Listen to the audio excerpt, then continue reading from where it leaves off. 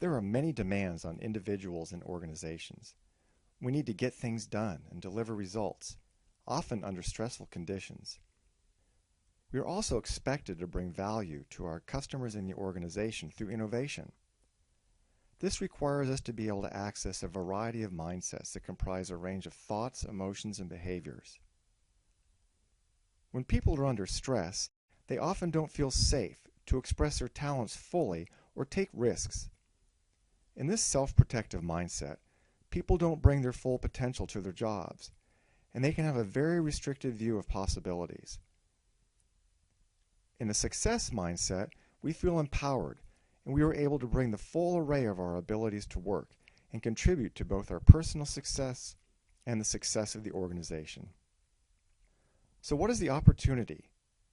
There is a way for leaders and teams to untangle the knot of habitually reacting to situations and bring more of their abilities to their work, while dealing with the very same situations as before. The 7 levels of engagement describe a spectrum from stress responses to success responses, and a logical and easily understood framework for making more sense of our behavior and that of others, discovering more options for situations, and creating more successful outcomes more often. This framework is adapted from the principles of energy leadership, developed by Dr. Bruce Schneider, a psychologist and founder of the Institute of Professional Excellence in Coaching. To understand how this works, let's take a look under the hood. It may seem that our actions and behaviors are a direct result of what we think, which includes our beliefs and assumptions. However, cognitive behavior psychology shows us that it is our emotions that connect our thoughts to our actions. Emotions are the direct driver of our behavior. So consider this. What we notice in other people is their behavior, what they say or do. We judge people and form perceptions about them based on their behavior. But quite often, we don't know what emotion is driving their behavior, and we certainly can't read their mind and know their thoughts in that moment. With ourselves, we are often completely unaware of our behavior. We may even be unaware of the associated emotion that triggered the behavior and the thought driving that emotion. Also, as mentioned in the video tutorial on stress, those thoughts and emotions could have originated in the distant past, being brought to life by a situation that resembles the original incident. The levels of engagement help make sense out of all of this by letting us see beyond just the behavior. They allow us to understand what is driving our behavior and even that of others. In this framework, there are 7 distinct levels based on a spectrum ranging from greatest stress to greatest ease, which is associated with more success. At the lowest level, we can feel smothered by an oppressive weight. The primary thought is that we are not good enough. We feel overwhelmed and we withdraw from or avoid whatever is causing us stress. The theme here is, I lose. At the next level, it's not, I'm not good enough, it's, you're not good enough. Here we are angry, frustrated, and blaming, and we confront whatever is stressing us. The theme here is, I win and you lose. Next, we get unstuck from blaming others, and we take responsibility and forgive. We cooperate with others to get things done, which is what this level is about. It's getting things done, meeting deadlines, and achieving objectives. It's also about coping and tolerating, and it's ultimately dissatisfying. The theme here is the all too prevalent self-protective mindset of, I win and it's okay if you win too. But mainly, it's I win.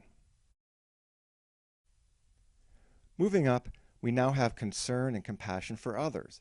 We want to help them, usually according to what we know.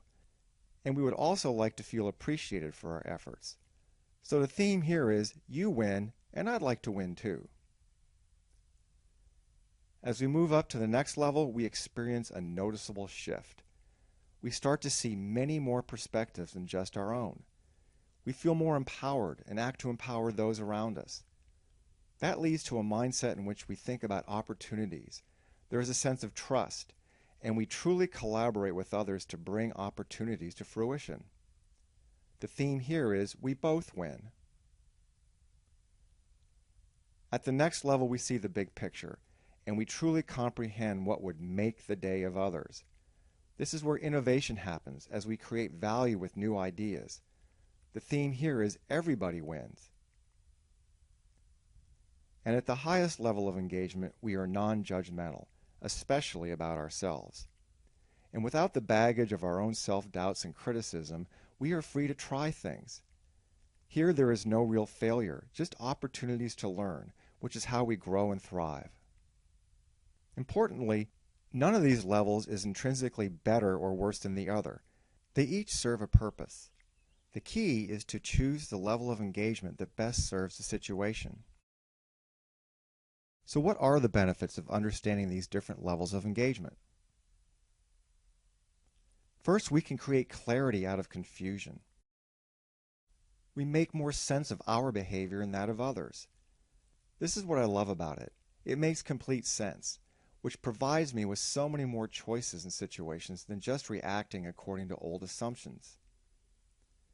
We tap into our abilities more regularly, and that lets us create more successful outcomes more often. Taken together, all of this makes us more inviting and therefore more effective leaders. Often within organizations, people's energy tends to be concentrated within the lower self-protective levels.